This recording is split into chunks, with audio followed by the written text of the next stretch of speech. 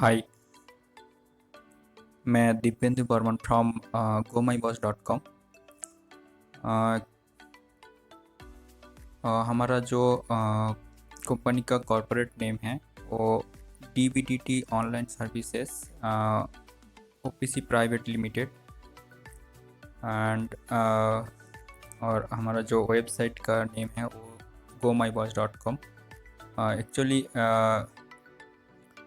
आप सभी लोग जानते हो कि अभी ज़्यादातर जो फ्लाइट बुकिंग वेबसाइट होते हैं वहाँ पे आपको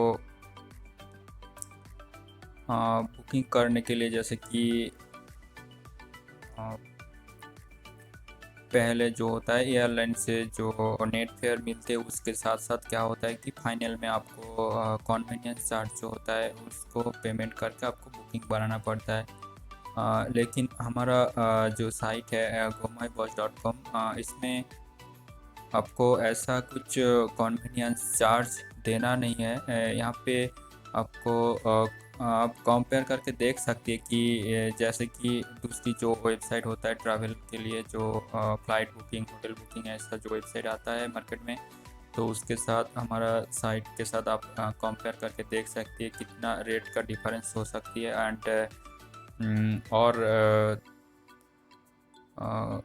वहाँ पे जैसे कि फाइनल में आपको कन्वीनियंस चार्ज होते हैं वो भी चार्ज यहाँ पे आपको देना नहीं पड़ता है। आप यहाँ पे भी सब कुछ जो मेथड होता है वो भी बुकिंग के लिए यूज कर सकते हैं। जैसे कि मेथड मतलब जो पेमेंट का जो प्रोसेस होता है वो क्रेडिट कार्ड डेबिट कार्ड ऐसा जो पेमेंट ऑप्शन आता है तो भी यहाँ पे मिल जाएगा। लेकिन और एक बात है हमारा जो मेन फीचर है एक्चुअली हम लोग दूसरी साइट से कम में कितना कम में दे सकती हूँ वो जो बात है वो अभी आपको कंफर्म ये नहीं बता सकती हूँ। और ऐसा तो नहीं बोल सकती हूँ कि आपको दूसरी साइट से इतना परसेंटेज आपको डिस्काउंट मिल जाएगा, ऐसा कुछ कंफर्मेशन नहीं होते एक्चुअली।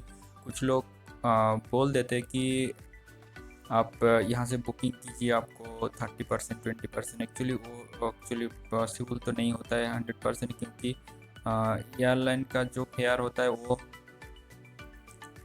टाइम के ऊपर डिपेंड करते हैं। लेकिन वो हर टाइम के लिए आपको ऐसा नहीं कि उतना ही डिस्काउंट फिक्स्ड मिल जाएगा।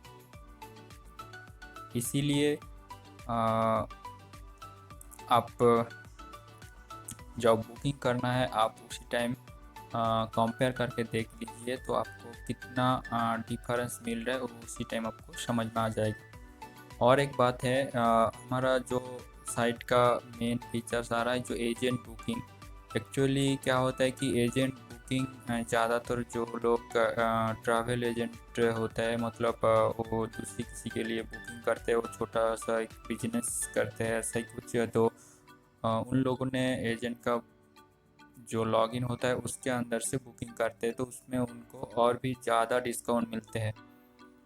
तो हम लोगों ने अभी जैसे कि जो नॉर्मल कस्टमर होता है उन लोगों के लिए भी हम लोग एजेंट का जो आईडी पोर्टल होता है वो भी हम लोग प्रोवाइड कर रहा है, वो भी फ्री ऑफ कॉस्ट में, कोई चार्जेस भी नहीं है। और आप जस्ट आपको क्या करना है, आपको ओनली रजिस्टर करना पड़ता है। और रजिस्टर होने के बाद क्या है कि आप को थोड़ा देर वेट करना, मतलब 24 आवर एटलीस्ट आपको वेट करना पड़ता है। उसके बाद हमारा जो टीम है उन्होंने आपका जो आईडी है एक्टिव कर देंगे। एंड उसके साथ साथ क्या होगा कि आपको कॉन्फर्मेशन मेल मिल जाएगा। आपका जो रजिस्टर आईडी के साथ जो मेल आईडी आपने प्रोवाइड करेंगे उसी मेल में आपको एक कॉन्फर्मेशन मेल मिल जाएगा।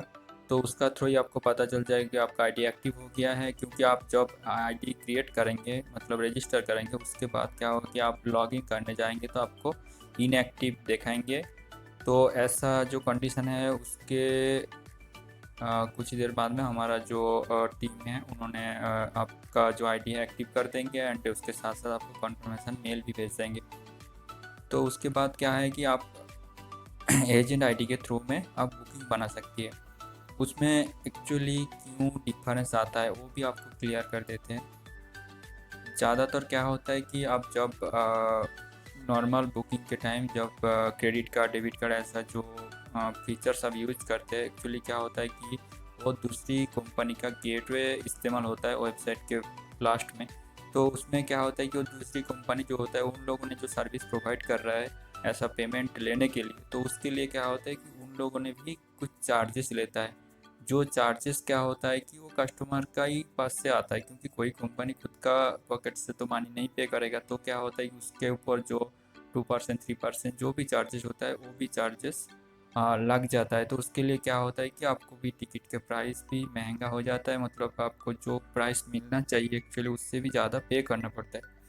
लेकिन आप थोड़ा घुमा देंगे तो आपको पता लग जाएगा कि अब मान लीजिए आप क्रेडिट कार्ड इस्तेमाल कर रहे हैं, लेकिन क्रेडिट कार्ड के लिए आप 1 मंथ के लिए तो आप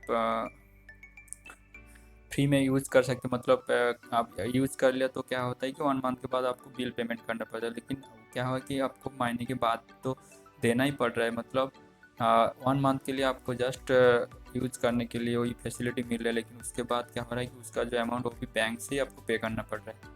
तो इसीलिए क्या है कि आप आपके पास क्रेडिट कार्ड है तो क्या है कि जब आपके पास मनी नहीं है तब आप यूज़ कीजिए, कोई प्रॉब्लम नहीं। लेकिन जब मनी है, लेकिन उस टाइम क्या है कि आप एजेंट आईडी से बुकिंग बनाएंगे तो आपका फ़ायदा क्या है कि आपका जो गेटवे चार्जेस होता है और मतलब जो एक्स्ट्रा चार्जेस होता है वो चार्जेस तो यहाँ पे बच जा रहा है। तो इसीलिए क्या होता है कि एजेंट आईडी के थ्रू ही आपको ज़्यादा तो डिस्काउंट मिल रहा है।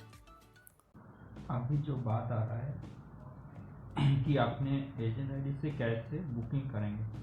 एक्चुअली क्या होता है कि एजेंट आईडी भी नॉर्मल बुकिंग के जो प्रोसेस होता है वही सेम प्रोसेस इसमें भी है, लेकिन इसमें क्या होता है कि जो पेमेंट का जो प्रोसेस होता है वो थोड़ा अलग होता है।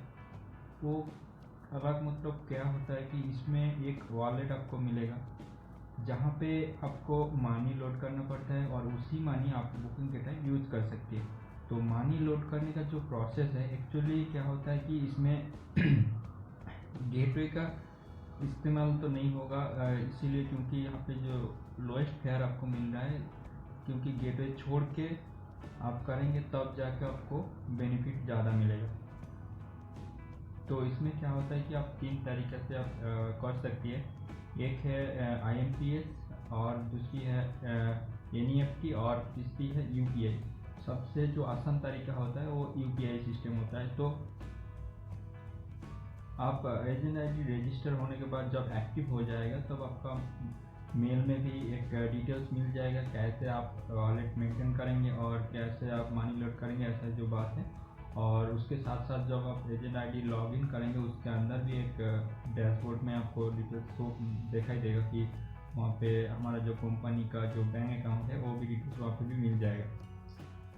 तो क्या होता है कि आप जब बुकिंग बनाएंगे आप पहले एक काम कर सकते हैं कि जितना आप जो बुकिंग है उसका अमाउंट कितना है उस हिसाब से आप रेट चेक करके उसी हिसाब से आप मनी लोड कर सकते हैं। सपोज मान लीजिए कि आपका टिकट का प्राइस है 3000, तो 3000 आपने हमारा जो अकाउंट डिटेल्स है उसमें आपको जो सही लगे, जो प्रोसेस 3 ऑप्शन है तो आप इसी 3 प्रोसेस को फॉलो करके जो सही लगे आप सही से आप मनी भेज दीजिए। तो उसके बाद क्या है कि आप पहले ट्रांजेक्शन डिटेल्स है वो हमारा जो व्हाट्सएप वेबसाइट का जो व्हाट्सएप नंबर है उसी नंबर से आप भेज सकती हो डिटेल्स। और उसके साथ साथ हमारा जो वेबसाइट में कस्टमर सपोर्ट जो मेल आईडी है info@gomybus.com, और दोनों तरीके से आप भेज सकते हो। सबसे आसान तरीका जो होगा वो व्हाट्सएप होगा, क्योंकि अभी हर लोग व्हाट्सएप यूज़ करते हैं।